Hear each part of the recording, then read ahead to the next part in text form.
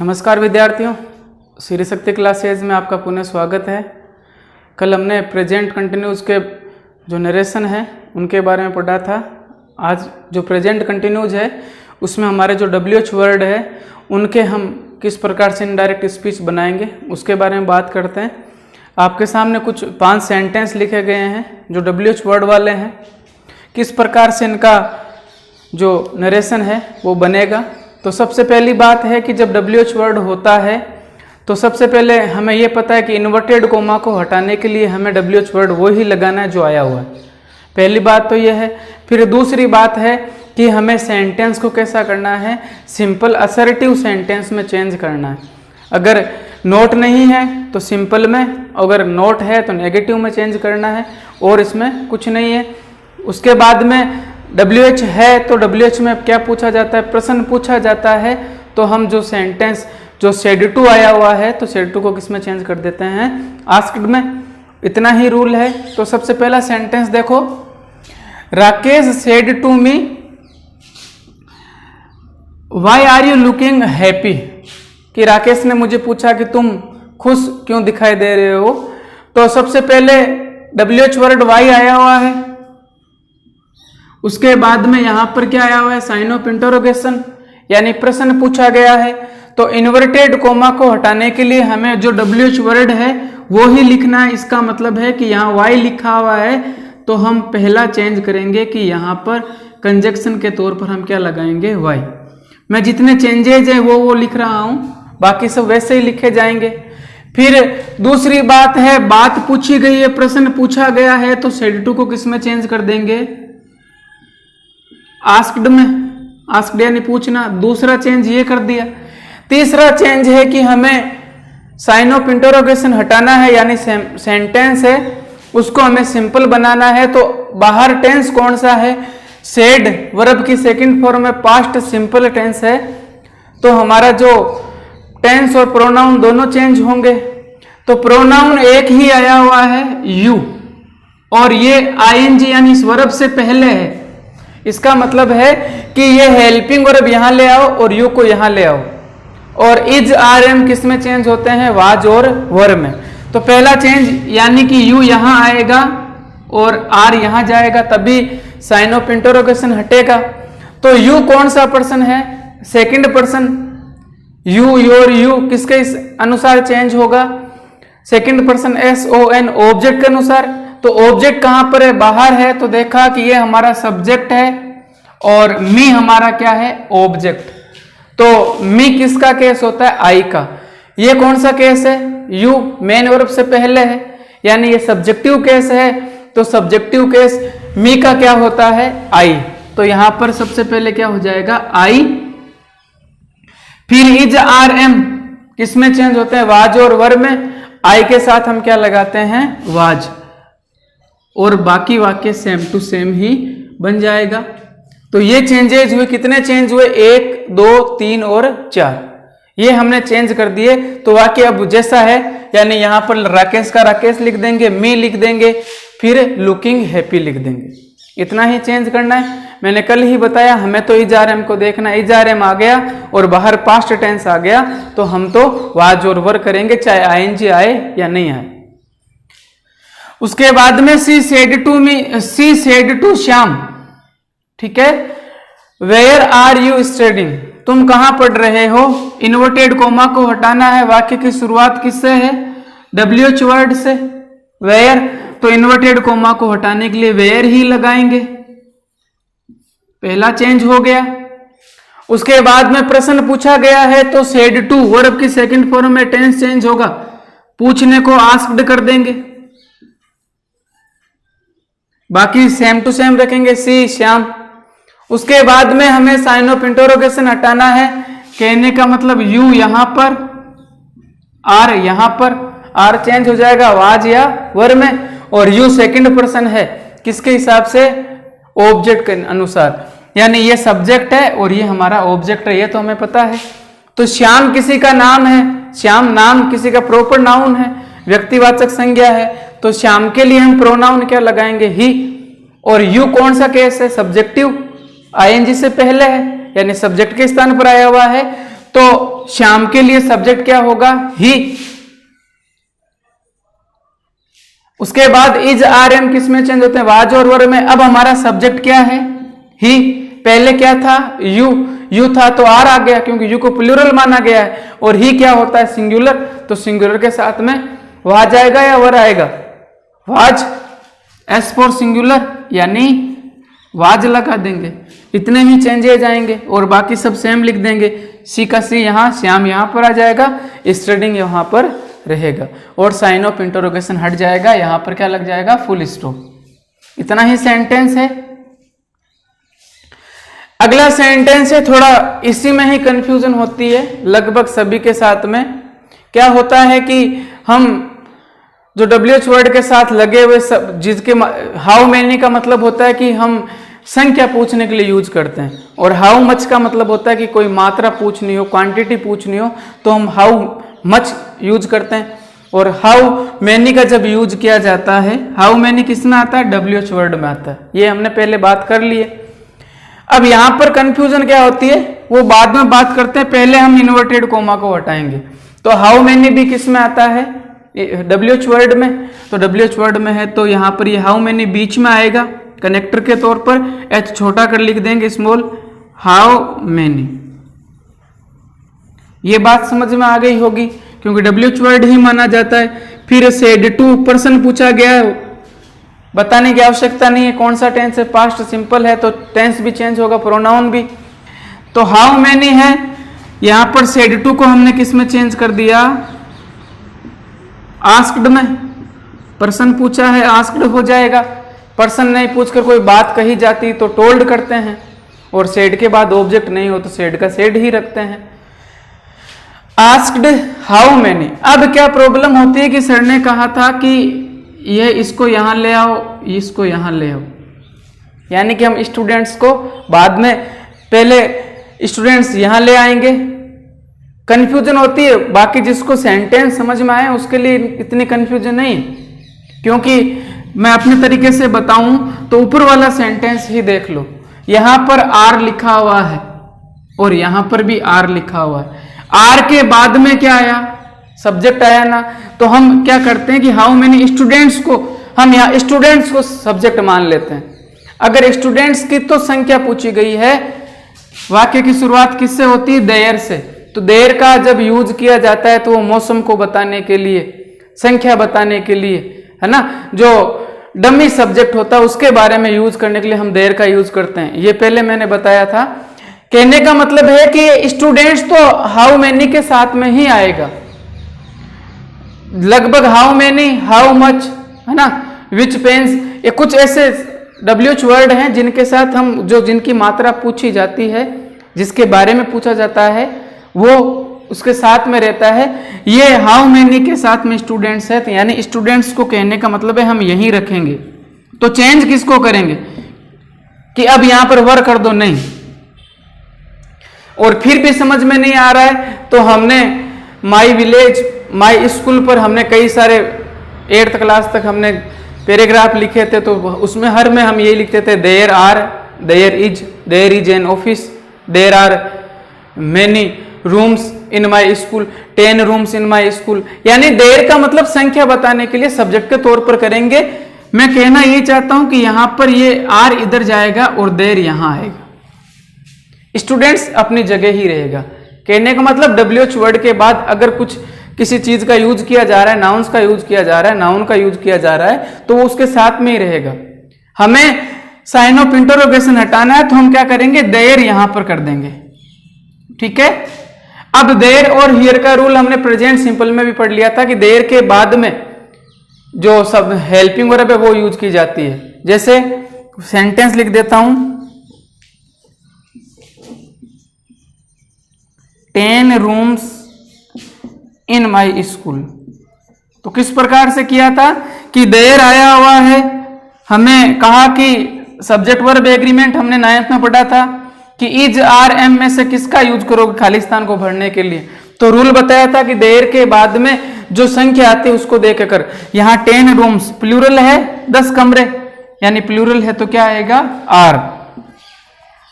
उसी प्रकार there a big tree. अब देखो इज आर एम का यूज करना है, तो अब सब्जेक्ट देयर आ गया, देयर के बाद में खालिस्तान है, तो खालिस्तान के बाद ये कितना है, ए बिग ट्री, एक ही पेड़ है, इसका मतलब यहां पर किसका यूज करेंगे, इज।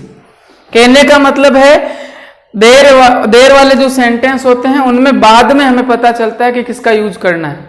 तो यहां पर ए बिग ट्री एक ही पेड़ है तो सिंगुलर है, एस फॉर सिंगुलर इज लगा दिया।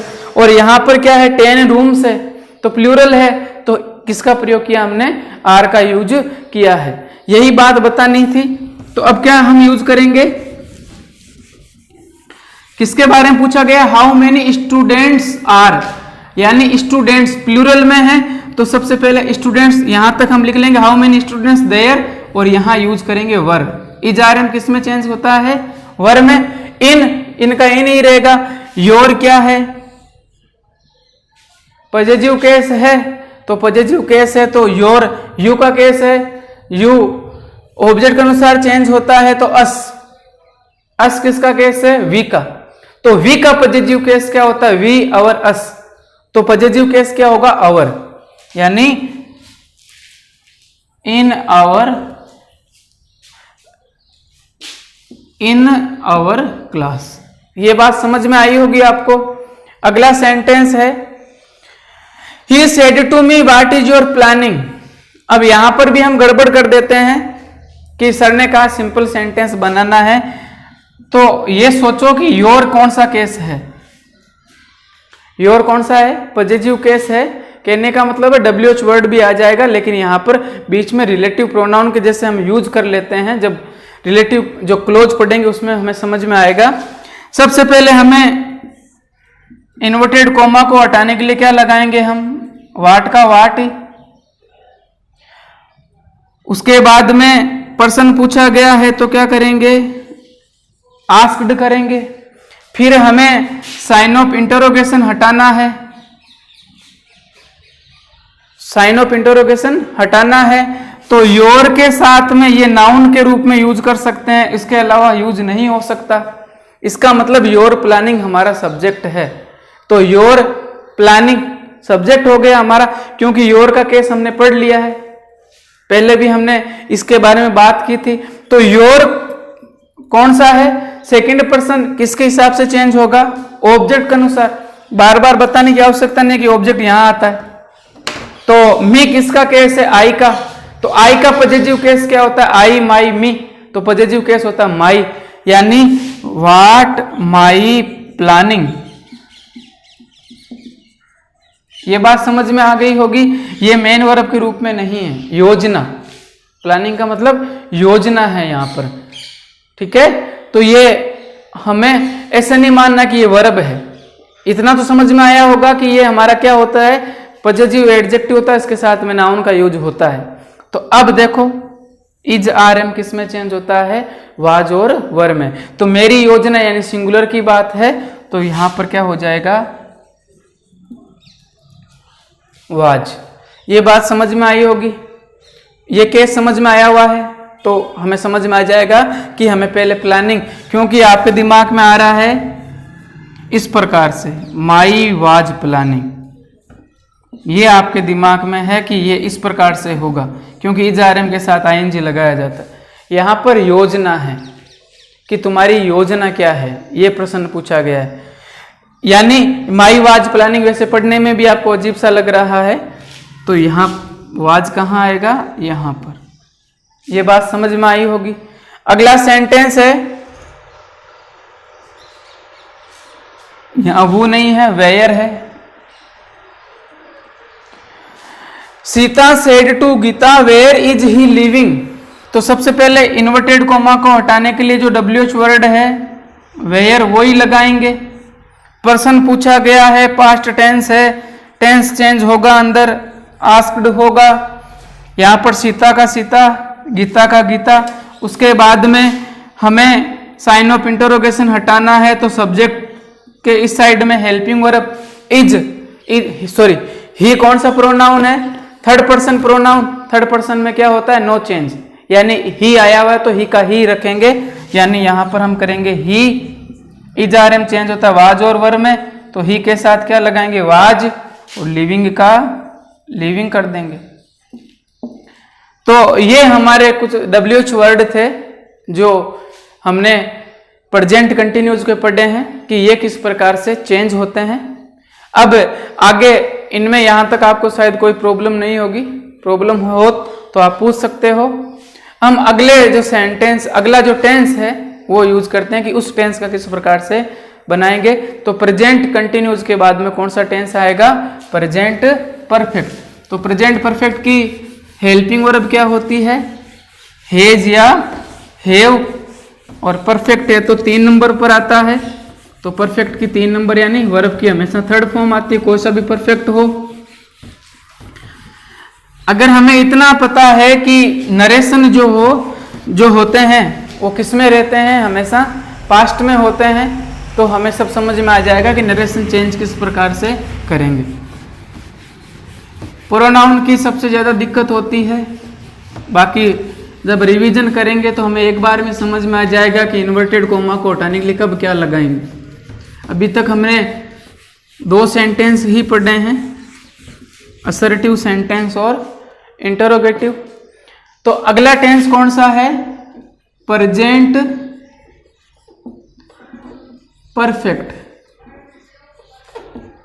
हेल्पिंग वर्ब क्या होती है प्रेजेंट परफेक्ट की, हेज या हैव। एस फॉर सिंगुलर यानी एक वचन के साथ हम हेज लगाते हैं, प्लूरल के साथ हैव लगाते हैं। सिंगुलर कौन कौन से हैं, ही, सी, इट, और किसी का भी जो प्रॉपर नाउन हो, यानी किसी का नेम वगैरह कुछ भी हो सिंगुलर में है तो उसके साथ ही लगाते हैं। प्लूरल जैसे आई के साथ में, वी के साथ में, यू के साथ में, और दे के साथ में, और कोई भी प्लूरल नाउन हो उसके साथ में। यानी लड़का है तो हेज, लड़के हैं तो हैव। और परफेक्ट में हमेशा कौन सी फॉर्म आती है, थर्ड फॉर्म। कि अगर बाहर पास्ट टेंस है और अंदर हेज हैव प्लस वर्ब की थर्ड फॉर्म है तो हम उसका किस प्रकार से नरेशन बनाएंगे। तो जिस प्रकार मैंने कहा था कि प्रेजेंट कंटिन्यूज में क्या बात बताई कि हमें क्या देखना है, इज आर एम, हमें वर्ब की आईएनजी फॉर्म नहीं देखनी है। अगर आईएनजी लगाया हुआ तो लगा देंगे, नहीं लगाया हुआ तो नहीं लगाएंगे। जैसे अभी सेंटेंस बता दूं, he said to me what is your name,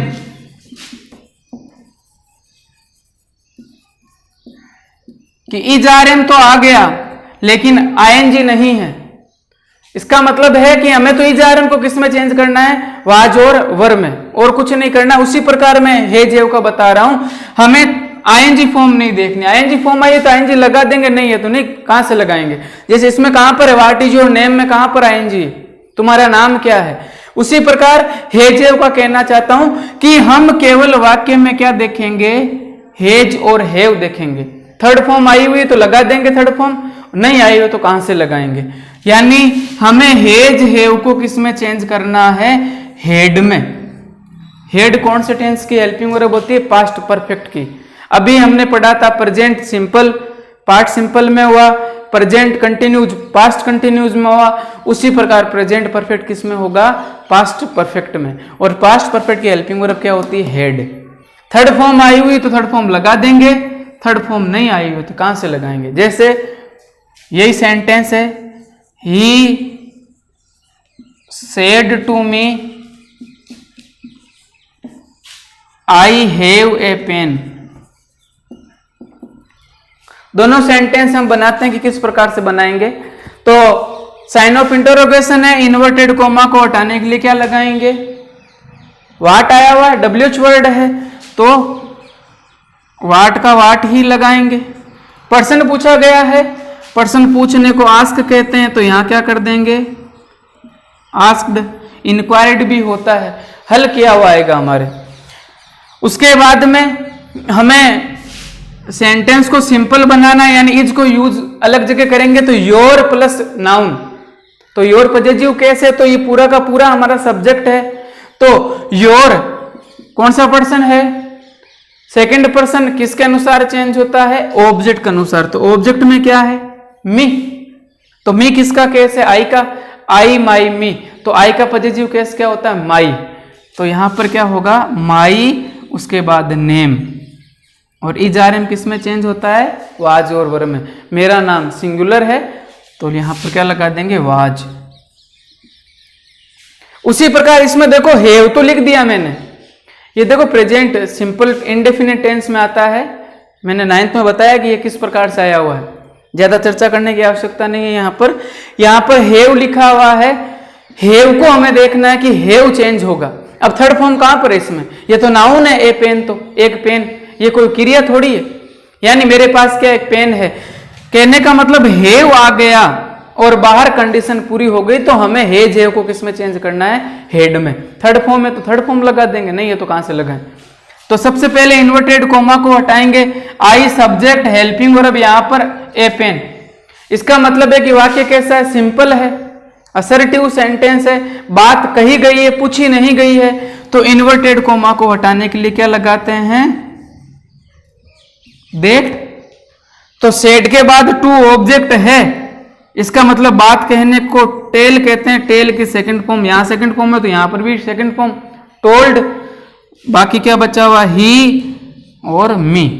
that लगाया, दैट क्यों लगाया पता है। उसके बाद में आई प्रोनाउन है, आई कौन सा प्रोनाउन है, फर्स्ट पर्सन। फर्स्ट पर्सन किसके अनुसार चेंज होता है, सब्जेक्ट। तो सब्जेक्ट कहां पर होगा, बाहर। तो सबसे पहले सब्जेक्ट क्या है, ही। ये कौन सा केस है, सब्जेक्टिव। ही भी कौन सा केस है, सब्जेक्टिव। तो आई किस में चेंज हो जाएगा, ही में। ठीक है। उसके बाद में हेज और हेव किस में चेंज होते हैं, हेड में। हमें हेज हेव को चेंज करना है, थर्ड फॉर्म है तो थर्ड फॉर्म लगा देंगे, ही हेड ए पेन। ये बात आपको समझ में आई होगी कि हेज हेव किस में चेंज होगा, हेड में। तो ये प्रेजेंट परफेक्ट की बात है। हम कुछ प्रेजेंट परफेक्ट के सेंटेंस बनाते हैं कि किस प्रकार उनको चेंज करेंगे। तो ये कुछ सेंटेंस है जिनको हमें चेंज करना है। तो सबसे पहले देख लेते हैं, परीक्षा में आए तो सभी हमारे लगभग 4 सेंटेंस आते हैं। 10th की बात करें तो हमें एक बार देख लेना चाहिए कि बाहर कहीं प्रेजेंट या फ्यूचर टेंस तो नहीं है। कभी कंफ्यूजन के लिए प्रेजेंट और फ्यूचर टेंस दे दिया जाता है, जब प्रेजेंट और फ्यूचर देते हैं तो टेंस चेंज नहीं होता है। तो सबसे पहले यहाँ सेड टू लिखा हुआ सेकंड फॉर्म है, यहाँ पर भी सेड टू है, यहाँ पर भी सेड है, यहाँ पर भी सेड है। इसका मतलब ये पास्ट टेंस है, टेंस भी चेंज होगा और प्रोनाउन भी चेंज होगा। तो सबसे पहले हम इन्वर्टेड कोमा को हटाएंगे। तो इन्वर्टेड कोमा को हटाने के लिए हमें ये सेंटेंस देखना है कि कैसा है। तो सिंपल सेंटेंस है, I have an extra pen. मेरे पास एक एक्स्ट्रा पेन है। इसका मतलब है कि वाक्य सिंपल है। तो सिंपल जब वाक्य होता है तो इन्वर्टेड कोमा को हटाने के लिए क्या लगाएंगे, दैट। बात पूछी नहीं गई है, इसका मतलब सेड टू को किस में चेंज कर देंगे, टोल्ड में। दूसरा चेंज कर दिया। उसके बाद आई प्रोनाउन है, चेंज होगा। आई कौन सा पर्सन है, फर्स्ट पर्सन। किसके हिसाब से चेंज होगा, सब्जेक्ट के अनुसार। तो सब्जेक्ट में क्या है, सोनू। तो देखो कंफ्यूजन होती है कि सोनू लड़के का भी नाम होता है, लड़की का भी नाम होता है। तो हमें कंफ्यूजन रखनी नहीं है कि लड़का है तो ही लगाएंगे, लड़की है तो सी लगाएंगे। तो सब्जेक्टिव केस ही ना, आई सब्जेक्टिव है तो ही और सी भी सब्जेक्टिव है। तो हम अपनी तरफ से जो भी मानना चाहें कि किसी ने कहा कि नहीं हम तो लड़का है तो ही लगा दिया, तो यहाँ ऑब्लिक लगाकर हम इस प्रकार से लिख सकते हैं कि ही या सी, जो मानना है वो मान सकते हो आप इसमें से। तो ही भी सही है, सी भी सही है। उसके बाद हेज किस में चेंज होता है, हेड में। बाकी कुछ भी नहीं करना है, एन एक्स्ट्रा पेन।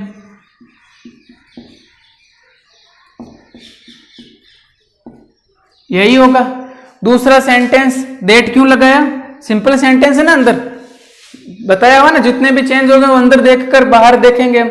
और वाक्य कैसा है, अगला है sentence, they said to us we have reached Agra. तो थर्ड फॉर्म आई हुई तो थर्ड फॉर्म को थर्ड फॉर्म ही रखेंगे। हमें तो हेजेव को चेंज करना है। हेजेव किस में चेंज होगा, हेड में। इतना ध्यान रखना है। तो वी सब्जेक्ट है, helping verb, main verb, object, यानी वाक्य कैसा है, सिंपल है, तो सिंपल होता है, असर्टिव सेंटेंस होता है, तो क्या लगाते हैं, देट। बात कही गई है या पूछी गई है, बताई गई है बात, यानी बताना है तो टेल की सेकंड फॉर्म क्या होगी, टोल्ड। दूसरा चेंज कर दिया। फिर वी कौन सा पर्सन है, फर्स्ट पर्सन, किसके अनुसार चेंज होता है, सब्जेक्ट के अनुसार। सब्जेक्ट कहां पर, अंदर या बाहर, बाहर, तो बाहर में सब्जेक्ट क्या है, दे। ये भी सब्जेक्टिव केस, ये भी सब्जेक्टिव केस, कहने का मतलब यहां वी का क्या हो जाएगा, दे। और पास्ट हेड केवल हेड में ही चेंज होता है, तो हेड का मतलब है कि चाहे सिंगुलर हो चाहे प्लूरल हो, सबके साथ किसका यूज करेंगे, हेड का। तो हेव किस में चेंज हो गया, हेड। और बाकी सेम रखेंगे, थर्ड फॉर्म आई हुई है तो थर्ड फॉर्म ही रखेंगे। कंफ्यूजन कहाँ होती है, पास्ट सिंपल में, कि अगर पास्ट सिंपल का आ जाता तो कैसे चेंज करेंगे। जब हम पास्ट सिंपल पढ़ेंगे उस समय की बात होगी ये तो। उसके बाद Shyam said I have not seen A tiger. Shyam ने कहा कि मैंने टाइगर को नहीं देखा है। इसका मतलब है वाक्य नोट है, नोट है तो भी असर्टिव है, सब्जेक्ट शुरुआत में ही है, हेल्पिंग वर्ब तो नहीं है। इसका मतलब है कि डेट ही लगाएंगे, तो इन्वर्टेड कोमा को हटाने के लिए क्या लगाएंगे, डेट। सेड के बाद टू नहीं है, ऑब्जेक्ट भी नहीं है, तो सेड को सेड ही रहने दो, तो सेड का सेड ही रहेगा। श्याम सेड, श्याम यहां लिख देंगे। उसके बाद आई, कौन सा पर्सन है, फर्स्ट पर्सन, किसके अनुसार चेंज होता है, सब्जेक्ट के अनुसार। सब्जेक्ट में कौन है, श्याम, किसी लड़के का नाम है तो ही, ये भी सब्जेक्टिव केस है, ये भी सब्जेक्टिव। हैव किस में चेंज होगा, head not seen A tiger. ये बात समझ में आ गई होगी। अब लास्ट सेंटेंस है, वाक्य की शुरुआत किससे है, हैव से।